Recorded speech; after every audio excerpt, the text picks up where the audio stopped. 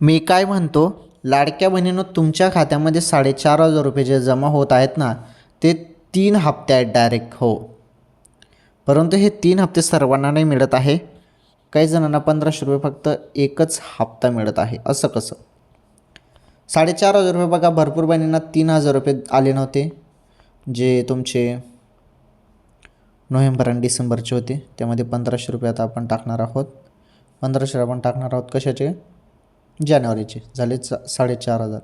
तर त्या बहिणींना 4,500. ज्यांना मागील सर्व हप्ते मिळालेले आहेत, नोव्हेंबरचे डिसेंबरचे आलेले आहेत, त्यांना फक्त मग जानेवारीचे 1,500. आणि आता फेब्रुवारीच्या महिन्यात हप्ता येणे सुरू झालेला आहे. कोणत्याही क्षणी हप्ता वाटप होईल.